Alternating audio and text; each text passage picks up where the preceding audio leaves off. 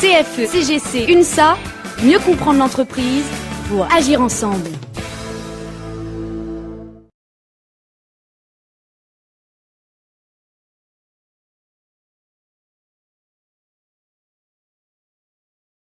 Maintenant, je vous annonce la chute du pouvoir d'achat.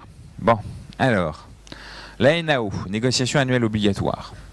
Si on a plus de 5, si on a plus de 1,5, on peut mettre un cierge. Rassurez-vous, Guéguen, qui est le négociateur en chef, aura des cris d'eau frais à chaque fois qu'il concédera 0,1%. Donc il va commencer la négociation en vous disant c'est 0,5, puis ensuite chaque fois vous aurez droit à 9 séances ou 10 séances dans lesquelles il dira vous m'arrachez le cœur, le bras, les tripes, c'est terrible. Voilà. Bon, la NAO c'est une vaste plaisanterie. En réalité c'est une décision unilatérale de l'entreprise que vaguement les syndicats contresignent. Soyons clairs, si on arrive à arracher quelques éléments, c'est absolument extravagant. Ce que nous, on a toujours proposé dans la NAO, c'est d'avoir une discussion globale sur la question du pouvoir d'achat, et c'est pas forcément d'avoir des augmentations de salaire, mais c'est d'avoir une augmentation du pouvoir d'achat intelligente. Je vous rappelle, nos positions, la mutuelle pour les fonctionnaires, c'est beaucoup plus intelligent, ça coûte beaucoup moins cher à l'entreprise, mais c'est beaucoup plus intelligent comme mesure. Avoir autre chose qu'une ligne de service avec des unités téléphoniques qui datent de 1970 et d'avoir un avantage pour se connecter à la fibre ou aux offres quadruple play qui évidemment ne sont pas compatibles avec la ligne de service, sinon on ne serait pas une entreprise de télécom. Ça nous paraît tellement plus intelligent de donner une sorte de crédit pour le personnel, mais vous savez, pour essayer de faire comprendre ça à ceux qui sont tout en haut, c'est assez compliqué. Donc là-dessus, sur la NAO, on est à ça. La direction a de son côté estimé à 0,5 la baisse nécessaire pour compenser le TPS. C'est-à-dire que s'il n'y avait pas eu de TPS, elle aurait donné globalement un demi-point de plus sur la NAO. C'est un système de vase communicant, elle regarde le coût que lui génère le TPS, et donc elle l'estime à 0,5%. Sur la participation et sur l'intéressement, je vous rappelle qu'on a eu une baisse importante de la participation et de l'intéressement exceptionnel en 2012, puisque la direction a supprimé l'intéressement exceptionnel.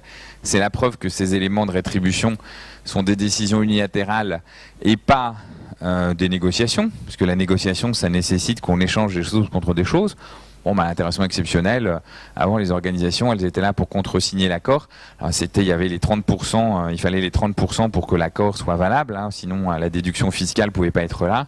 Donc la direction trouvait toujours quelques organisations, dont la nôtre d'ailleurs, pour dire que c'était bien et qu'il fallait donner 500 €. Donc elle trouvait toujours des complices pour échapper à la fiscalité, mais on était dans cette dynamique-là, mais on avait déjà pris quand même un sérieux coup sur la pomme sur la participation, parce qu'on avait un système de calcul qui faisait que la valeur ajoutée était en train de sauter.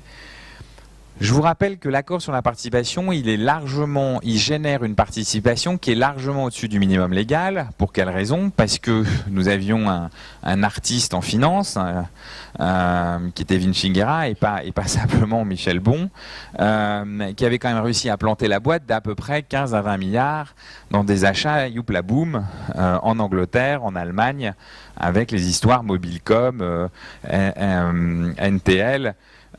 Et surtout, on avait acheté Orange à moitié en cash avec une garantie de cours à 100 €. Vous imaginez ce que c'est qu'une garantie de cours à 100 €.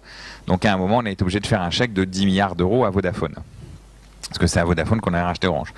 Donc évidemment, les salariés assez choqués que les manœuvres financières aient abouti à ce que leur participation saute. On avait re-signé un accord de participation qui était un autre calcul, qui était plus favorable, ce que la législation autorise. La direction l'a dénoncé, parce qu'elle trouve qu'il est évidemment trop favorable, donc elle veut le renégocier. Elle s'inscrit dans la droite ligne, ce que j'appelle Serge Dassault, puisque vous savez que le premier à dénoncer son accord de participation, ça a été Serge Dassault, enfin c'était les Dassault, les entreprises Dassault, puisque ils ont prétexté du fait qu'il y avait une augmentation du forfait social de 8 à 20% qui augmentait et qui alourdissait effectivement le coût de la masse salariale, puisque passer de 8 à 20 sur quelque chose chez nous qui représente à peu près 12% de la masse salariale, enfin du salaire brut, ça fait augmenter la masse salariale de 1%. Donc si vous augmentez par un impôt la masse salariale de 1%, la direction c'est empressé de dénoncer l'accord de participation qui sera naturellement moins bon. Je vois pas comment il peut être plus bon, meilleur. Dans ce cas-là, alors elle a fait un avenant. Enfin, je sais pas, puisque la fois précédente. Donc je m'attends au pire sur l'accord sur la participation. Enfin moi je m'attends au pire, mais les négociateurs, je pense qu'il y a Issam qui doit être là, ou les équipes de la CIT PIA. Donc on va en prendre plein figure. Quant à l'attribution des actions gratuites, je ne sais pas si les conditions sont réunies, mais en tous les cas, avec la dégradation de la marge opérationnelle qu'on se prend, si vous avez des actions gratuites, y compris moi-même, on aura bien de la chance parce que les conditions sont en train de très fortement se dégrader, puisque vous savez qu'elles étaient conditionnées à l'obtention d'un certain nombre de critères financiers. Donc, on est assez inquiet sur le fait que vous puissiez les avoir.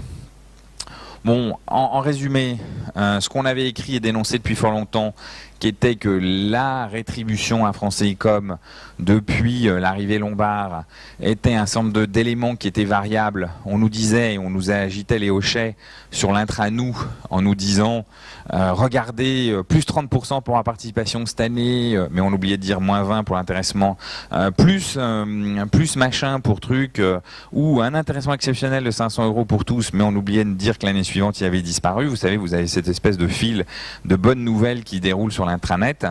En réalité, on a eu des éléments de la rétribution variable qui ne cessaient d'augmenter au fil du temps, jusqu'à composer une part extrêmement conséquente de la rétribution collective. Et puis, évidemment, ce qu'on avait dit, c'est le jour où les résultats financiers seront mauvais, qu'est-ce qu'on fera? On prendra comme premier élément d'ajustement du bénéfice, la masse salariale, enfin les revenus, la rétribution, et c'est exactement ce qui est en train de se passer, puisqu'en 2 ans, on aura fait sauter l'intéressement exceptionnel, on aura fait sauter la participation, et on verra si la NAO, les parts variables, suivent à la baisse. Mais en réalité, là, cette variabilisation des éléments de la rétribution joue le rôle de variable d'ajustement des résultats financiers. C'était annoncé, c'était écrit.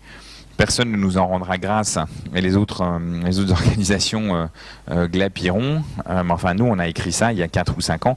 Hélène n'est pas là parce que son jet privé n'a pas voulu décoller ce matin, mais au-delà de ça, elle pourrait vous expliquer ça. On avait écrit des textes depuis fort longtemps. Elle devrait arriver tout à l'heure à 13h parce qu'elle vient de Toulouse, et vous savez que 40% des avions étaient annulés. Voilà. Donc voilà à peu près la situation sur le pouvoir d'achat. Donc attendez-vous à ce que votre pouvoir d'achat en 2013 se dégrade encore vu la situation.